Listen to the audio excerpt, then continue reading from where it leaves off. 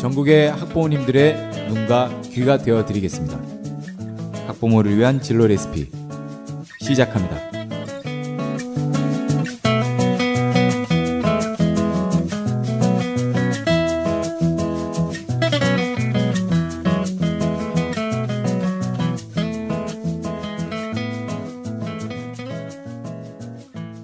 여러분 안녕하세요. 진로 레시피 김홍표입니다. 네, 안녕하십니까 민신태입니다. 네, 반갑습니다. 이 학부모의 학은 한자로 배울 학이죠. 그렇다고 합니다. 네네네. 학생들의 부모라는 뜻입니다. 근데 요즘 학부모의 학은 잔혹할 학자라고 통한다고 합니다. 많이 공감들 하시나요? 치열한 고입대의 경쟁 속에 살아남으려면 부모님들이 더 잔혹할 정도로 아이들을 몰아붙일 수밖에 없는 현실 때문에 그런 말이 생긴 것 같습니다. 물론 아이들을 단검질하는 학부모 스스로에게도 잔혹한 현실인 걸 아이들 더 마음이 아프시겠죠. 네, 그럴 것 같습니다. 우리 사회가 진정한 배움의 학으로 거듭나려면 어떻게 해야 될까요? 오늘은 잔혹할 학이 아닌 배울 학자를 쓰시는 학부모님 6분을 모시고 이야기를 들어보도록 하겠습니다. 지난번에 이어 오늘도 반갑습니다. 안녕하세요. 안녕하세요. 네. 그러면 지금 이게 오늘은 진로 진학 그러니까 입시에 관한 이야기인데 뭐 바로 들어가겠습니다. 고3 어머니한테 묻는 게 뭐 최고죠. 학부모님들 요즘 뭐 고3이신데 요즘 어떻게 지내시나요? 저희 애는 제가 말씀드렸지만 피아노를 하고 있거든요. 근데 지금 현재 대학에서 가장 학생 수를 줄이고 있는 과가 음악과입니다. 지방에 있는 학교들은 거의 통합하거나 없애는 추세고 이러다 보니까는 그러니까 대학을 진학했을 때 이 학과가 존재할 수 있느냐라는 문제가 지금 제일 많이 그렇죠. 대두되고 사회활동하려고 해서 너 어디 나왔어 얘기했는데 네, 학교가 없는데 이렇게 되면 지금 거의 지방대는 거의 없어지고 저희에는 또 클래식을 하고 있는데 클래식 쪽은 또 더 많이 없어지고 있습니다. 합병해서 실용 쪽으로 지금 거의 뭐 요즘 매스컴에서 뭐 그 경연 이런 걸로 해서 그런 쪽으로 많이 지금 포커스가 잡혀 있잖아요. 그렇기 때문에 쇼팽 정도는 우승해줘야 4년에 한 번 하면. 그렇죠. 근데 그 정도 실력은 아니기 아홉시. 때문에 네, 그래서 이제 그런 거 말고 이제 요즘에는 그 대중 뭐 가수 이런 걸로 해서 실용 쪽이 엄청나게 크고 있거든요. 실용음악과 엄청 네, 실용음악가가 갑자기 한 5년 사이에 엄청나게 컸어요. 그러니까 그런 것 때문에 클래식 쪽 이쪽이 그 학생 수가 줄여지는 거 거기에다가 더불어 이제 예체능 하는 애들은 물론 이제 대학교들은 취업이 실적이 돼야 되기 때문에 얘네들은 실적이 안 나온다 해서 학과가 통폐합이 되고 있고. 네, 통폐합이 되고 있고 없어지는 추세라서 그거에 대해서 지금 이제 선생님들하고 지금 진로 상담을 하고 있는데 많이 걱정이 되더라고요. 그러면 진짜 학교가 확 줄어요. 갈 수 있는 학교가.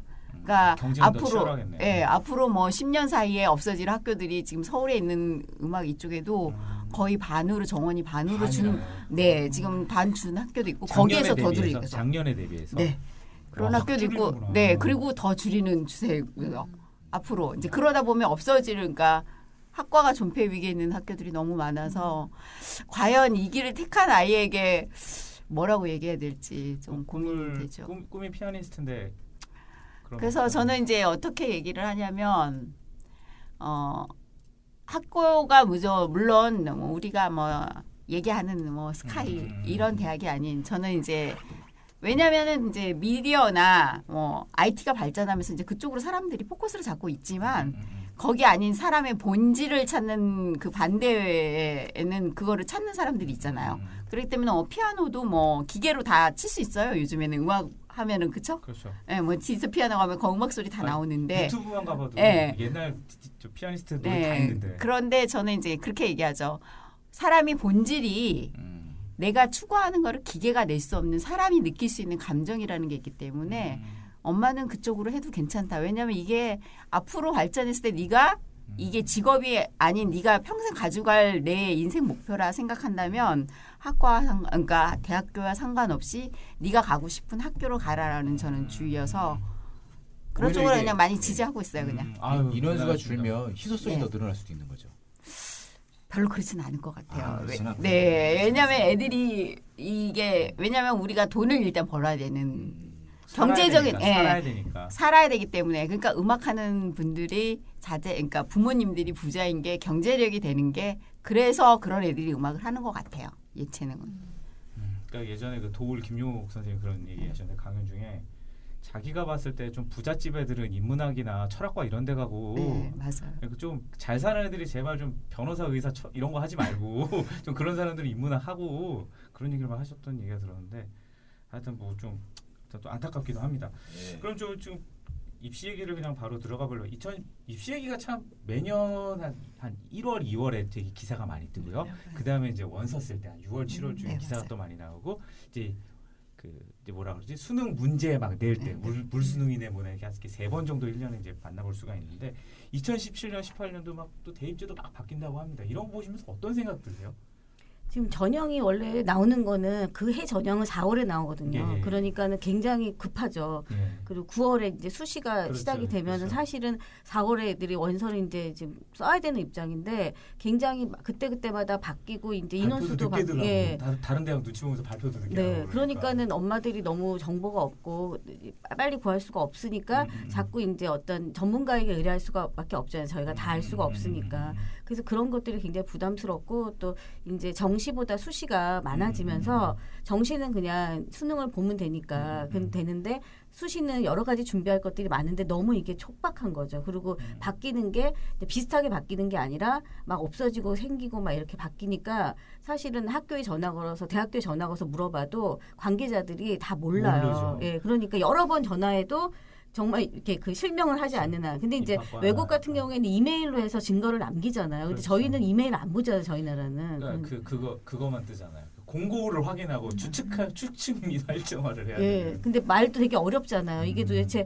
뭘 한다는 건지 안 한다는지. 정량평가, 정성평가. 예. 저 그것도 얼마 전문 용어 같죠. 그러니까 법조 용어 같죠. 예. 정상평가 이런 거. 그 전형이 좀 확실히 빨리 나오고 준비를 했으면 좋겠는데 그게 막 4월에 나와서 4월에 나온 것도 몇 번 수정이 들어가거든요. 그러니까 맞아요. 그런 것들에 대한 게 없으니까 자꾸 저희들이 맞아요. 뭐 컨설팅이나 이런 사람들한테 가게 될 수밖에 없잖아요. 저희가 정보가 없으니까. 그리고 학교 선생님도 그거를 그 트렌드를 못 쫓아가시니까 너무 빨리 변하니까. 네, 선생님들 탓만은 할 수 없지만 또 우리는 선생님한테 의뢰도 의존을 할 할 수 수밖에 없으니까 그러니까 자꾸 그런 쪽에 가니까 이제 그런 컨설팅하는 데서는 아무래도 비용이 발생하고 예, 약간 이제 그 경제력이 또 이렇게 받쳐줘야 되니까 아쉽죠. 좀 부담스럽죠 그런 것들. 그러니까 그런 거 있는 것 같아요. 이번에 학생부 종합전형 같은 경우에도 뭐 이렇게 뭐 교외 수상 경력은 인정하지 않겠다라고 했는데 알고 봐서 이제 입학한 애들에서 이제 컨설팅에서 나오는 거 보면 누구 합격 막 이런 거 나오니까 또 사실이 다르네 쓰는 게 맞았나 보다 또 이런 그러니까 거 녹여서 쓴다고 하잖아요. 이렇게 그걸 그것도 금지한다고는 나오는데 근데 쓴 애들이 가니까 그리고 또 이제 그러니까요. 교회상을 하는 그 전형 자체가 교회상이 들어가는 전형도 있거든요. 그렇죠, 그렇죠. 예, 그런 경우는 진짜 그거를 또 준비해야 되는 맞아요. 거죠. 그거 근데 또 공고만 보면 안 써 있게 되어 있는데 또 실제로는 또 쓰는 경우도 네, 있고 뭐 마이너스 감점 처리한다 그러는데 붙고. 사실은 그런 애들이 붙고 하니까 맞아요. 근데 어떻게 써요? 엄마들이 궁금하잖아요. 그러면 학원에서는 저희들이 알아서 써줍니다. 그러면은 거기 저희가 갈 수밖에 없는 거죠. 그러니까 이렇게 많은 입시 변화가 좀 많은 학부모들이 이제 혼란하게 하는 것 같습니다. 그러시면 뭐 대입이라든지 고입 같은 경우 이제 설명회들을 하잖아요. 네. 연초에 가고요. 뭐 한 6월 어떻게 가보신 적 있으신지? 저는 요번에 다녀왔거든요. 용인에 있는 모 자사고. 모 자사고. 근데 이제 그게 이제 예약제 오후는 예약제로 돼 있고 오전은 이제 선착순이에요. 제가 조금 늦게 들어갔더니 그 600~700명의 좌석이 다 예약이 돼 버렸더라고요. 그래가지고 이제 거의 뭐 서태지공원급이네요. 저번 주인가 토요일 날 이제 4월 말쯤에 네네네네. 이제 1시간 전에 이제 차를 몰고 갔는데 1시간 전부터 밑에서부터 차를 막더라고요. 그 벌써 찼대요 위에 그 주차장이. 그래가지고 그 언덕배기를 그냥 올라가는데 그 와중에도 또 거짓말을 하고 차가 올라가는 차가 있더라고요. 저는 그래서 설명회 전부터 이제 열이 받은 거예요. 그래서 어떤 차가 왔는데 주차를 시키더라고요. 저는 걸어서 올라간다 한 30분을. 그래서 아니 교육하려고 오시는 부모님들이 이러면 되겠냐고 거짓말하시는 분은 돌려 보내야지 아이만 내려놓고. 그래가지고 이제 열을 받아서 이제 딱 설명회장 들어갔는데 갔다 와서 좀 마음이 많이 흔들리더라고요. 저는 이제 아이가 이제 욕심이 있어서 이제 자사고 쪽을 한번 보내봐야겠다 했더니 거기 이제 실제로 다니고 있는 여학생이 나와가지고 이제 자기가 어떻게 학교 생활을 하고 있는지 설명을 하는데 과연 우리 아이가 저렇게 할 수 있을까? 그러니까 시작부터가 틀리죠. 거기를 목표로 달려왔던 애들은 이제 초등학교 때부터 이제 선행이라고. 그러니까 선행을 하지 말라 하지만 저희 아이는 이제 그 선행을 하나도 안 했어요. 영어학원만 다니고 초등학교 이제 6학년부터 이제 중학교 1학년 이제 개념을 훑고 중학교를 들어갔어요. 그래서 이제 중학교 들어가면서 이제 학원이라고는 수학학원을 처음 다녔는데 뭐 이제 뭐 1년 이제 선행을 하고 요번에 이제 이쪽으로 이제 새 보금자리를 마련하면서 이제 대치동 학원가에 가서 이제 상담을 받는데 그때 말씀하신 그 자유학기제. 아이고 어머니 자유학기제를 놓치셨군요 이러시더라고요. 그러니까 벌써 진도 자체가 저희 아이가 이제 그 실력의 급이 아니라 진도로 배정을 받으니까 그 반에 들어가니까 아이가 벌써 자기랑은 자기랑은 이제 조금 그런 괴리감을 느끼더라고요. 그러니까 그리고 수학 같은 경우도 잘하는 아이인데도 불구하고 평균이 안 나와요. 심화반에 들어가면 평균 밑으로 나오니까 어려운 문제니까 그런 거 아니에요? 심하니까. 그러니까 아이가 이제 개념 앓고 들어갔는데 심화를 막 하니까. 그래서 이제 그런 와중에 이제 학원은 영수를 다니고 있으면서 그 설명회를 갔더니 그 다니고 있는 여학생이 그 수업 자체를 하면서 그러니까 왜 선행을 해야 되는지 거기 가서 알았어요. 그러니까 그 아이는 일단 뭐 학과 진도를 일단 빼놓은 아이기 때문에 동아리를 10개라고 있더라고요. 그러니까 스펙만 만드는 거예요. 그 학교에서. 제가 느끼기에 그러니까 학교 과정은 이제 그 교과 과정은 따라갈 수 있고 어느 정도 선행이 돼 있으니까 하면 되고 그 외 시간을 스펙을 만들어서 거기 아이들은 이제 내신 따기가 어려우니까 수시로 많이 가는 거죠. 근데 우리 아이가 거기서 학과 공부까지 하면서 그 스펙을 만들 수 있을까? 그게 많이 뭐 시스템이 잘 돼 있지만 얘는 지금 학과 공부도 힘든 아이일 수 있는데 거기서 그 모든 좋은 그 커리큘럼을 사용할 수가 없죠. 누릴 수가 없죠. 그래서 일반고를 가야 되나 진짜 자사고를 가야 되나 또 흔들리더라고요.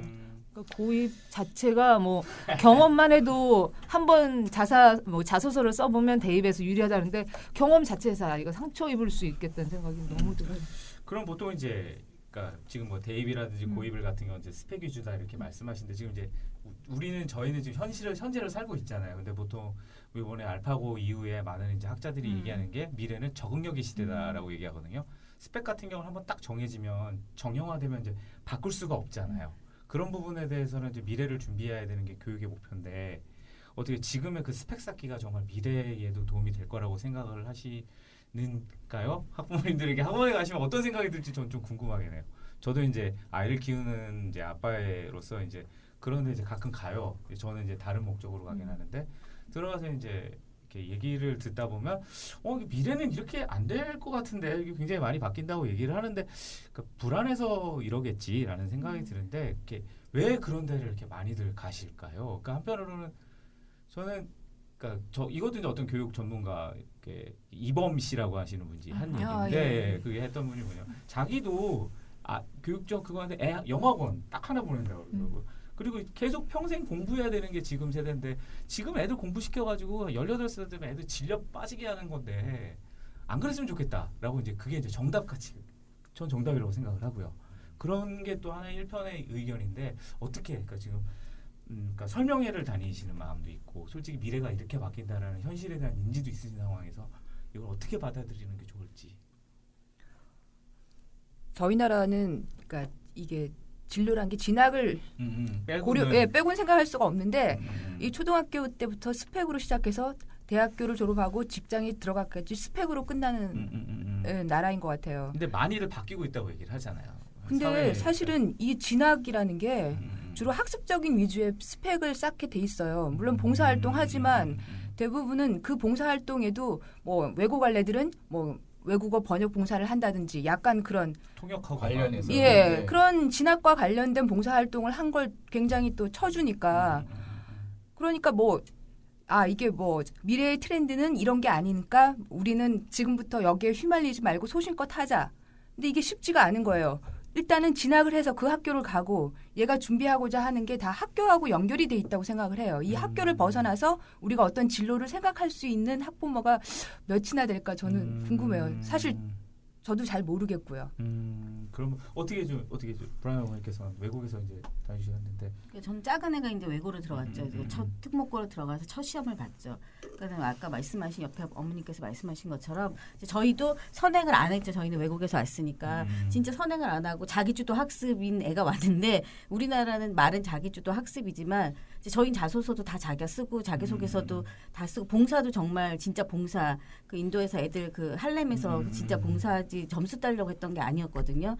그런데 와서 보니까 너무 현실은 다른 거죠. 왜냐면 첫 중간고사를 보고 났는데 애가 너무 이제 스트레스 받은 거죠. 정말 너무 성적이 다 좋은데 선행이 안 됐다는 게 뭐냐면 수학을 저도 지금 얘기를 들으면서 굉장히 마음이 무거운데 저 꿈을 이룰 수 있을까? 왜냐하면은 얘네들이 1학년 때 고1 하는 게 수원인데 그 수원을 저희 애는 한 번 봤단 말이에요. 그 정도만 해도 충분하다고 생각했는데 와보니까 다른 애들은 3학년 것까지 이미 다 5번을 돌린 거예요.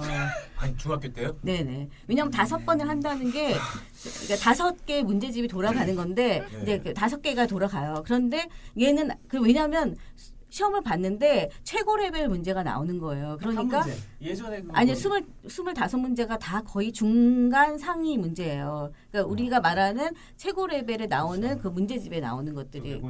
그러니까 얘는 그러니까 뭐 몇 개 하는 게 아니라 전체를 다 틀릴 수가 있어서 진짜 빵점이 나오겠다 싶더라고요. 그러니까 애가 이제 어느 정도 얘도 했으니까 어느 정도 점수 나왔지만 그 점수는 이제 정말 그 위에 애들이 너무나 이제 이렇게 빡빡하게 있는 거죠. 그러니까 그리고 너무 이제 갑자기 진도도 많아지고 이제 과목들이 그런데다가 학교에서는 그런 것들을 다 커버를 못 해주니까 이미 배우고 온 애들이니까 그냥 설명 없이 문제를 푸는 거예요. 학교에서. 그러니까 얘는 문제를 못 풀죠. 원의 방정식을 배우질 않았는데 한 번밖에 안 푸는 애가 심한 문제를 못 풀지 않는데 학교에서 주는 그 문제집은 수능 문제집이거든요. 그걸 풀려면 적어도 3권을 풀어야지 푸는 내용을 푸는 거예요. 그러니까 애가 이게 너무 푸니까. 네. 근데 이제 아까 말씀하신 것처럼 그 외고가 그 자사고 같은 경우에는 동아리를 10개 한다는 게 다 그 동아리 10개가 다 학술 동아리 같은 거예요. 그러니까 고등학생이 학술을 하나요? 네. 예, 논문 쓰고 하잖아요. 그러니까. 고등학생이요? 네. 아, 그게 있어. 이게 비교과 전형에 네. 비교과 전형에 그런 걸 써야 돼요. 소논문을 써요.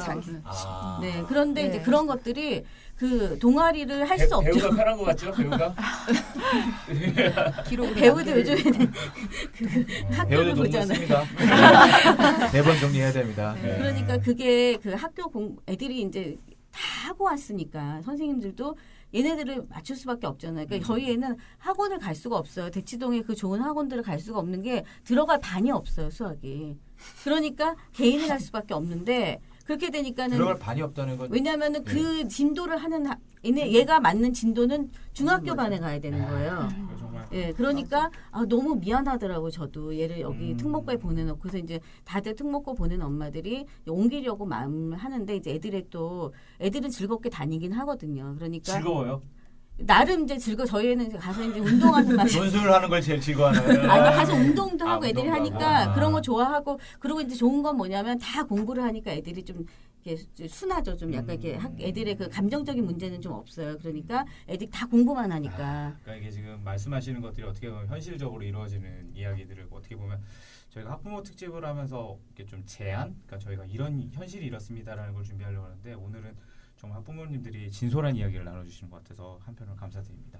저 준철이 어머님께 한번 여쭤보고 예, 싶은데요. 예. 그러면 이제 수시 대학 이렇게 전형이 바뀌는데 네. 내가 교육부 장관이면 이렇게 바꿨으면 좋겠다. 뭐 제안 같은 게 있으신지. 예, 저 같으면 저 옛날 제가 학교 다닌 것처럼 그냥 학력고사 봐가지고 점수를 딱딱 자르면 진짜 공부에만 올인하면 되잖아요. 아무것도 안 해도 되잖아요. 그때는 오히려 편했죠. 예, 오히려 그때가 편했던 것 같고 제가 아들 보면 너무 안쓰럽고 친구들 얘기 들으면 어떻게 그게 가능할까? 막 이런 생각이 들어요. 애들이 잠도 안 자고 뭐 이것도 하고 저것도 하고 한다니까요. 그러니까 이게 솔직히 그게 그러니까 근데 그 시험이라는 게 어떻게 굉장히 점수라는 게 평등한 것 같은데 솔직히 예, 평등한 게 아니어서 이게 여러 가지 생각 차원에서 예. 이런 입시 방법이 생기는 것 같은데 또 그게 예. 아이들에게 더 스트레스를 예, 주는 그렇죠. 그러니까 과거의 것도 못 버리고 새로운 거는 맞아요. 주입되는 예, 그런 상황에서 좀 예. 아이들이 불쌍하다고 예. 하는 건데 저는 그래도 학력고사는 반대입니다. 아, 그래요? 저는 개인적으로 그게 제일 좋은 것 같아요. 그게 확인하긴 하는데 인생 18년이 하루에 결정이 나는 게 그건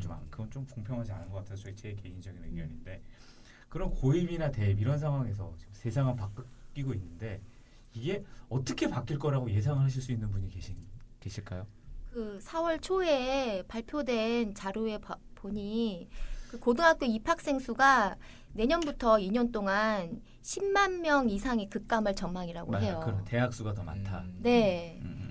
그리고 2022년이 되면 고교 신입생이 현재 70% 수준으로 완전히 급감한다는 얘기죠. 완전히 줄어들 텐데 그래서 교육 당국은 2018년까지 모두 700개 학급을 줄여야 한다고 발표한 실정이에요. 그래서 그럼 이제 선생님들도 줄어들게 되는 거죠. 이게 굉장히 근데 날카로운 그게 문제죠. 이제 교사의 수급 상황 네. 때문에 학급을 줄인다고 했다가 이제는 그 학생 수를 정원 수를 줄여서 그 다른 그 남아도는 교실이나 이런 거는 수학 과목을 해서 아이들의 그런 그 등급별로 교육을 한다. 이렇게 하는데 지금 교육 당국도 나와 있는 게 이거지만 그 점차적으로 개선될 네. 그런 희망은 있는 것 같아요. 그리고 뭐 그 미래에 대한 그런 스펙이 과연 미래에도 이게 안정적일까? 우리 애들한테 이렇게 해줘야 되는 게 지속적으로 계속 안정적으로 이게 가야 될까? 이거는 우리가 알 수 없죠. 그래도 저는 왜냐하면 학교에서는 그 대학에 들어가는 아이들이나 고등학교 입학하는 애들의 그 좋은 학생들을 받기 위한 검열은 반드시 계속될 것이다. 예, 있을 거니까요. 근데 또 이렇게 사시면서 스펙이 많이 무너지고 있다라는 건 안 느끼세요? 그러니까 이렇게 생활하시면서 전 주변에 잘 나가시는 분들이 이제 아픔을 겪는 걸 이렇게 보죠. 스펙 굉장히 훌륭하신 분들이 이렇게 자기 의지가 없이 어떤 시장이 안 좋아져서 경기가 안 좋아져서 갑자기 공급이 늘어서 이제 안 좋아지는 걸 많이 느끼는데 이제 그런 분들을 보면서 이제 사시면서 아 스펙이 우리 아이가 살 때는 좀 쓸모 없겠구나라는 생각 안 하시나요? 저는 근래 왜 알파고와 이세돌 네. 그렇죠. 구단의 대결을 보면서 앞으로는 정말 그 이세돌 구단이 한 말이 기억나요. 알파고는 바둑의 아름다운 세계를 이해 못할 거라고. 그런 건 이제 바둑이 이기고 지냐를 보다 바둑을 즐기는 마음에 대한 얘기를 한 것 같아요. 고수는 아니다라고 했죠. 예. 그런데 앞으로는 그래서 제가 보기엔 인문학의 시대가 올 것 같아요. 제대로 된 그럼요. 가치관이나 철학이나 그리고 또 우리가 그 감성이나 창의성이라는 게 인문학이 바탕이 돼서 나올 그럼요. 수 있는 거라고 생각을 하는데 그럼요. 참 걱정되는 건 이제 지금 고2부터 대학에서 문과 정원을 줄인다. 굉장히 줄인다고 하는데 정말 앞으로 미래가 걱정이 돼요. 과연 우리나라 대학이나 교육이 미래의 트렌드를 읽어가고 있는 건지 너무 현실에 급급해서 교육이 100년지 대계인데 단 이제 10년만을 내다보고 교육 시스템을 정하고 있는 건 아닌가 하는 걱정이 돼요. 근데 그 부분에 대해서는 또 이렇게 얘기하죠. 그러니까 시대가 정말 IT 쪽으로 가는데 우리는 그동안 너무나 인문학 근데 솔직히 우리가 저도 인문계긴 한데 인문학을 배우진 않았죠. 영어를 배웠죠. 저는. 맞아요. 영어로 인문을 배웠죠. 그럼 그래서 솔직히 그 인문이라고 하는 거는 좀 철이 들고 이게 이런 뜻이었고 이거였구나. 저도 답만 쓰다가 사회 나와서 이제 그런 걸 좀 깨달아서 저는 아이 키울 때 저 같은 얘기를 하자면 그러니까 이제 스펙은 진짜 이제 별로구나라는 생각을 많이 해요. 그러니까 진짜 능력이 중요한 것 같아요. 그러니까 뭐 전문성. 그러니까 예를 들면 저희도 이제 밑에 이제 신입들을 봐요. 스펙 훌륭하죠. 얘가 왜 내 밑에서 이래? 뭐 이런 느낌이 있는데 막상 해보면 별 차이 없구나라는 걸 느끼고 우리 건물 1층에 있는 카페에서 일하는 애가 영어 훨씬 잘하는데 이런 생각도 들고 그 적응력이라고 할까요? 어떤 소통력 그런 게 훨씬 중요한 것 같아서 저도 이제 잘은 모르지만 말씀 듣다 보니까 이게 스펙이 많아질수록 많은 걸 경험하잖아요. 근데 이게 많은 걸 경험할수록 깊이가 더 얕아지지 않을까. 네, 맞아요. 맞아요. 그렇긴 예, 하겠어요. 예. 오늘 좋습니다. 그럼 마지막으로 스펙을 키우자고. 네. 그러면 학교는 진로를 위해서 어떤 역할을 해야 된다고 생각하시죠? 학교 글쎄 우리 작은 아이가 지금 혁신 초등학교를 다니거든요. 그러니까 일반 초등학교 다니다가 이제 혁신 초등학교 그러니까 학교는 일단 저는 뭐가 문제인 것 같냐면 학부모님들 어머니들이 너무 급하게 가고 있고 너무 다들 전문가예요. 그러니까 다들 전문가여서 모든 걸 알고 있어요. 근데 교육 전문가님들 그러세요. 학부모님 상담해보면 은근히 모른다라 그러세요. 대부분. 아는 것 같은데 잘못된 정보를 굉장히 머스트한다는 얘기를 그래서 하더라고요. 자체적으로는 전문가라고 평가를 하고 있어요. 그렇기 때문에 자기가 많이 알고 있고 그런 확신이 있기 때문에 아이도 그렇게 그냥 잘할 수 있다. 틀에 자기의 틀에 맞게 기르는 것 같아요. 그래서 예, 저는 학교에서 뭐 이제 뭘 도와주고 싶냐고 물으셨으니까 저는 부모 교육을 좀 많이 했으면 좋겠어요. 그거 요즘 많이들 신경 네. 쓰시는 부분이죠. 이제 뭐 정말 교육을 안 받아도 되는 부모님들은 교육을 받으러 다니세요. 사적으로 자기가 아이를 직장인 어머니들 더- 이 방송 들으면 더 잘 기르고 싶고 근데 그 아이들은 엄마가 그런 성향을 갖고 있고 노력을 하고 있기 때문에 잘 될 수 있어요. 근데 교육을 진짜 받아야 되는 부모님들은 교육에 참여하지 않고 있어요. 고집이 있다. 그리고 그럴 수도 있겠죠. 그럴 수도 있죠. 예. 또 뭐 직장 다니시는 분들은 그럴 수도 있지만 그래서 부모님들이 조금 여유롭게 그러니까 지금 뭐든지 빨리 가고 있잖아요. 뭐 이렇게 뭔가 성과를 보여줄 그러니까 그런 좀 여유 있는 마음, 진짜 상담 교육을 받든지 그래서 그냥 아이들을 놔주면 오히려 교육 제도도 그냥 바꾸지 않고 놔뒀으면 어땠을까? 그러면 그 와중에서도 다 어차피 이렇게 뭐 옛날에 뭐 학력고사가 있었어도 순리대로 갈 것이다. 예 그때도 그 와중에 또 똘똘한 놈들은 융합을 하고 자기네가 했을 거예요. 근데 지금 모든 게 다 영재교육 그러니까 영재교육을 안 시켰기 때문에 영재가 안 나온 것처럼 아니에요. 그 와중에도 그러니까 길이 하나밖에 네. 안 나는 것처럼 그 길로 그냥 진짜 상위 몇 프로 애들은 융합을 했고 그렇죠. 다 맞춰서 하고 있었어요. 근데 지금 안 되는 아이들까지 거기에 껴 맞춰 가다 보니까 이렇게 부작용들이 생기는 것 같아요. 그리고 예, 고등도 고등도 이렇게 고등학교가 차별화되지 않으면 아이들이 또 더 자연스럽게 해서 대입해서 이렇게 갔을 텐데 고입부터 시작을 하다 보니까 초등학교 진짜 자유롭게 그냥 프리하게 지낸 6년부터 진짜 애들이 뭐 경쟁해. 그러니까 엄마도 여유가 없고 아이들도 불쌍하게 여유가 없게 그냥 세월을 보내는 것 같아서 안타깝죠. 예, 너무 안타까워요. 그럼 저 나영이 어머님은 네. 학교가 어떤 역할을 해주면 좋을까요? 아이들의 진로를 위해서 아이들 입시 말고 진로를 위해서. 서울대 가게 하는 거에 돕는 학교 말고 아이들의 진로에 학교가 이런 역할을 했으면 좋겠다. 그러니까 제가 학부모 그 활동을 하고 있거든요. 그러니까 저희 아들이 지금 고1인데 얘가 중1 때 자율학기제를 하기 전에 이 학교가 시범학교를 했어요. 그래서 이제 그 활동을 하면서 제가 느낀 거는 아이들을 데리고 이제 저는 대학교를 갔어요. 대학교 혼자? 체험으로. 아니요. 반 아이를 데리고 한 반 같이? 아이를 데리고 같이 이제 갔거든요.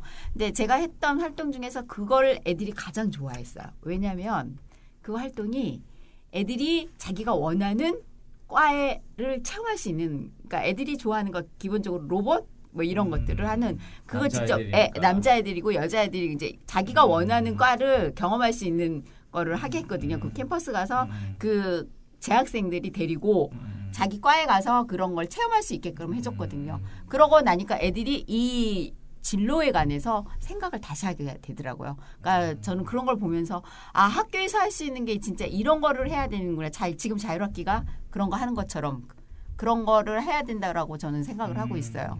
경험을 직접적으로 했기 때문에. 아이들에게 학교는 직접적으로 이렇게 체험할 수 있는 기회를 만들어. 네, 본인이 관심 있는 거를 직접 뭐 대학교나 아니면 이제 상부학교를 연계해서 활성해서 그러니까 회사가 아닌 이런 직접적인 내가 관련되는 거를 직접적 피부로 아는 선배 얘기들이 애들은 더 피부에 와닿거든요. 솔직히 어른들이 하는 선생님들이 하는 얘기보다는 그런 쪽에서. 그런 게 있으면 좋겠. 저희 그 아까 송파 어머니가 말씀하신 대로 뭐 외국에서는 이제 자율학기제가 따로 없다고 했잖아요. 근데 제가 이제 1년 그 초등학교 때도 물론 이제 뭐 진로 이제 뭐 부모님들 직업 이렇게 부모님들 이제 봉사를 이렇게 유도해서 부모님들이 와서 직업 설명회 하는 그런 짤막한 그런 경험은 있었는데 이제 우리 저기 중1 때 자율학기제에서 이제 처음 진로에 대해서 경험하는 거잖아요. 근데 거기서도 이렇게 좀 뭐 형식적인 것도 있지만 이렇게 전교에서 한두 명 정도 이렇게 뽑아서 정말 심도 있게 하는 프로그램도 있더라고요. 근데 이제 그런 애들 그거는 이제 어떻게 뽑는 건가요? 자원을 하는 건데 한 반에서 뭐 한 명 아니면 이제 그거는 굉장히 심도 있더라고요. 뭐 저희 아이도 채널 A에 이제 기자 체험 같은 걸 했는데 거기는 진짜 저기 송파 어머님이 말하시는 것처럼 그렇게 커리큘럼이 잘 짜 있어서 뭐 점심도 먹고 오후까지. 예. 그러니까 그거를 1년 안에 하려고 그러면 아무래도 혜택을 받는 아이들이 너무 적어지잖아요. 그러니까 뭐 초등학교 고학년이니까 이렇게 쭉 그 아이들이 계속해서 경험할 수 있는 그런 콘텐츠를 많이 개발해서 많은 아이가 체험할 수 있게 해줬으면 좋겠어요. 저 한번 얘기해도 돼요? 저는 학교 교육에 있어서 교장 선생님, 교감 선생님 이렇게 신무진이 정신 마인드, 오픈 마인드를 좀 바꿔야 된다고 생각해요. 여지껏 닫혀 계셨나요? 아니 본인들이 이렇게 해왔던 게 익숙했던 걸 안 바꾸려고 하잖아요. 저는 뭐 학부모 교육도 좋고 다 좋은데요. 그거 실무진들이 바꿔야지 조금 더 좋은 프로그램을 들여오고 그래도 바꿀 수 있는 많이 것 같아요. 바뀌시는 선생님들이 있어서 그러니까 그렇죠. 그렇게 교장 선생님이나 교감 선생님이 조금 오픈 마인드를 가지신 분들은 학교가 확실히 새로운 달라요. 거를 많이 받아들이려고 해요. 근데 또 바뀌면 또 그 학교 교장 선생님 또 바뀌면 또 또 옛날대로. 제자리로 오고. 그래서 저는 그 부분들을 많이 교육을 시키는 게 교육청에서 더 중요하다고 생각을 하거든요. 예. 아, 이거 방금 빈발하시라는 말씀. 저 그럼 저 마지막으로 유리님께 지금 입시, 그러니까 진로 진학 얘기를 하고 있는데, 그러니까 진로 진학과 입시의 이야기를 학부모님으로서 정리를 하자면 이런 거다라고 좀 말씀을 해주셨으면 좋겠습니다. 그거를 학교에서 다 모든 걸 감싸 안기는 정말 말이 안 되는 것 같아요. 왜냐하면 학교 자체도 이 변화되는 교육 시장의 트렌드를 학교도 솔직히 산업 시장에 영향을 받으니까. 그렇죠. 그리고 우리가 지금 현재 속해 있는 이 교육 현실은 그 학부모의 불안 심리랑 그 학원들이 그 조장한? 상업적인 어떤 그 상업성의 그 최정점이 아닌가 그렇게 생각이 되는데 그 사실 우리가 지금 여기서 거론된 아이들은 어느 정도 희망이 보이는 아이들인 것 같아요. 근데 사실은 그 교육 현장에서는 그 음지에 있는 아이들이 사실은 프로테이지가 더 크지 않을까요? 네. 근데 그런 아이들에 대한 거론은 하지 않는다는 게 되게 그런 교육 현실이 안타깝고요. 여기서 학교가 우리 그 아이들의 진로를 위해서 할 수 있는 게 있다면 저는 이 얘기를 드리고 싶어요. 직업과 그 진학에 대해서 흔들리지 않는 그 마인드 교육을 우리 아이들 그리고 부모들, 선생님 자신들부터가 재정립을 해야 되지 않을까 이런 생각이 들어요. 그러니까 직업에 귀천은 없다. 무엇을 하든지 그 아이가 올바른 가치관으로 그 직업을 하고 있다면 정말 귀하고 존귀하고 이 아이들은 충분히 배려받고 그럴 만한 존재가 아닌가 이런 생각이 들어요. 구글은 그 채용할 때 인력을 채용할 때 학력을 보지 않는다고 해요. 그리고 우리가 알고 있는 외국의 그 저명한 CEO들은 그 이미 학력 파괴가 됐어요. 그 제대로 졸업한 사람이 거의 없어요. 예, 그런데 우리가 너무 진학 그리고 그 어떤 그 주류에 편입하려는 그런 상승하고 싶은 어떤 우리 학부모들 자신의 그런 욕심도 둘러봐야 되지 않을까. 그리고 이 이야기를 거론하면서는 한편으로는 그 음지에 있는 아이들, 뒷골목에서 담배 피고 있을 그 아이들에 대한 생각도 한 번쯤은 해보셔야 되지 않을까. 얘들아 힘내라. 예, 그렇게 생각되고요. 그 다음에 자녀를 키우면서 가장 피해야 할 사람은 옆집 엄마래요. 옆집 맞아요. 엄마요. 네, 진짜 나빠서가 아니라 그 소신이 아니라 불안이 불안을 낳기 때문인 것 같아요. 네. 하지만 미래는 우리가 생각하는 것과 다를 것 같아요. 지금 학교에서도 정원이나 그리고 양적으로 또 질적으로 변화하고자 하는 그런 변화 그 의지가 보이기도 하니까요. 우리가 대입에 휘둘리지 않고 그 우리 아이가 적응력 있게 클 수 있게 아이를 믿는 거 그게 우리 엄마들이 할 수 있는 가장 중요한 게 아닌가 생각됩니다. 마무리 멘트 필요 없는 것 같습니다. 아이를 믿는 마음, 음지에 있는 아이들도 힘내시고. 네. 어머니 좋은 말씀 감사합니다. 네. 오늘도 역시 열띤 토론이 오간 것 같습니다. 아무래도 자녀의 미래에 큰 영향을 미치는 주제여서인 듯합니다. 다음 이 시간에 마지막으로 학부모님을 모시고 지금 현재를 보는 시선을 조금 돌려서 우리 아이들이 살아갈 미래에 대한 이야기를 나눠볼까 합니다. 진로 레시피 다음 이 시간에 찾아뵙겠습니다. 감사합니다. 감사합니다.